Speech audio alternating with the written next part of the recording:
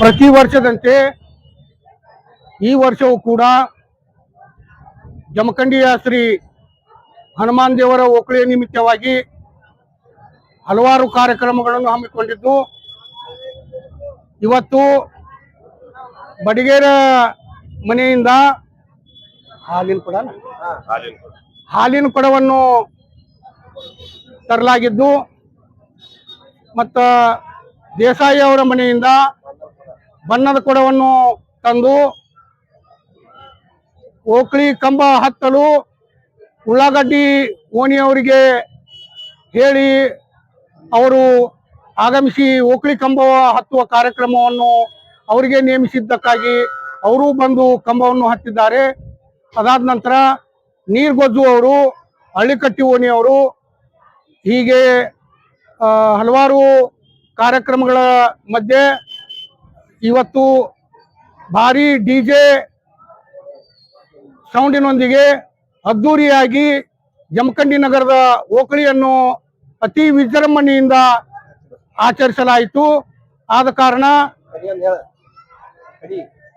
ಬೆಳ್ಳಿ ಕಡಿಯನ್ನು ಕೊಡಮಾಡಿದ್ದ ನಮ್ಮ ಜಮಖಂಡಿಯ ಗಣ್ಯ ಸರಾಫಿ ಬಜಾರ್ನ ರಾಜಲಕ್ಷ್ಮಿ ಜ್ಯುವೆಲರ್ಸ್ನ ಮಾಲೀಕರಾದಂಥ ಮಹಾತ್ಮ ಜಾಧವ್ ಸಹೋದರರು ಅವರೆಲ್ಲರೂ ಸೇರಿ 11 ತೊಲಿ 1 ಗುಂಜಿ ಬೆಳ್ಳಿಯ ಕಡಿಯನ್ನು ಕೊಡಮಾಡಿದ್ದಾರೆ. ಅವರಿಗೆ ನಮ್ಮ ಓಕಳಿಯ ಕಮಿಟಿಯ ಪರವಾಗಿ ಹಾಗೂ ಜಮಖಂಡಿಯ ಎಲ್ಲ ನಾಗರಿಕರ ಪರವಾಗಿ ಧನ್ಯವಾದಗಳನ್ನು ಹೇಳುತ್ತೇನೆ. ಅದೇ ರೀತಿಯಾಗಿ ಈ ನಗರಸಭೆಯವರು ನೀರಿನ ವ್ಯವಸ್ಥೆಯನ್ನು ಮಾಡಿದ್ದಕ್ಕಾಗಿ ಮತ್ತು ಗುಡಿ ಸುತ್ತಮುತ್ತಲಿನ ಜಾಗವನ್ನು ಸ್ವಚ್ಛ ಮಾಡಿದ್ದಕ್ಕಾಗಿ ಜಮಖಂಡಿ ನಗರಸಭೆಯವರಿಗೂ ಕೂಡ ನಾನು ಧನ್ಯವಾದಗಳನ್ನು ಹೇಳುತ್ತೇನೆ. ಅದೇ ರೀತಿಯಾಗಿ ಪೊಲೀಸ್ ಸಿಬ್ಬಂದಿಯವರು ಬಂದೋಬಸ್ತಿಗಾಗಿ ಆಗಮಿಸಿ ಅಚ್ಚುಕಟ್ಟಾಗಿ ಬಂದೋಬಸ್ತಿಯನ್ನು ಏರ್ಪಡಿಸಿದ್ದಿ ಅವ್ರಿಗೂ ಕೂಡ ನಾನು ಜಮಖಂಡಿಯ ಓಕಳಿ ಕಮಿಟಿಯ ಪರವಾಗಿ ಎಲ್ಲ ಸಾರ್ವಜನಿಕರ ಪರವಾಗಿ ಅಭಿನಂದನೆಗಳನ್ನು ಸಲ್ಲಿಸುತ್ತೇನೆ. ಅದೇ ರೀತಿಯಾಗಿ ಪತ್ರಿಕಾ ಮಾಧ್ಯಮದವರು ಹಾಗೂ ಯೂಟ್ಯೂಬ್ ಚಾನೆಲ್ನವರು ಅವರು ನಮ್ಮ ಕಾರ್ಯಕ್ರಮಕ್ಕೆ ಬಂದು ಸಹಕರಿಸಿದ್ದಕ್ಕಾಗಿ ಅವರು ಪ್ರಚಾರವನ್ನು ಮಾಡಿದ್ದಕ್ಕಾಗಿ ಅವ್ರಿಗೂ ಕೂಡ ನಮ್ಮ ಓಕಳಿ ಕಮಿಟಿಯ ಪರವಾಗಿ ಧನ್ಯವಾದಗಳನ್ನು ಹೇಳುತ್ತೇನೆ. ಅದೇ ರೀತಿಯಾಗಿ ರವಿ ದೊಡ್ಮನಿಯವರು ಈ ನಮ್ಮ ಓಕಳಿ ಕಾರ್ಯಕ್ರಮದ ಒಂದು ಕಿರುಚಿತ್ರವನ್ನು ತಯಾರು ಮಾಡುತ್ತಿದ್ದಾರೆ.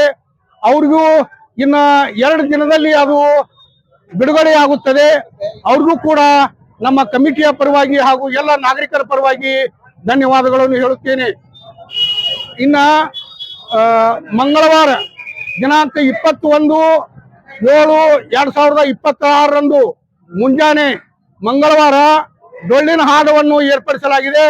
ಕಾರಣ ಎಲ್ಲ ಪ್ರೇಕ್ಷಕರು ಬಂದು ಆ ಡೊಳ್ಳಿನ ಹಾಡನ್ನು ಸವಿದು ಆನಂದಿಸಬೇಕಾಗಿ ಎಂದು ನಾನು ವಿನಂತಿಸುತ್ತೇನೆ.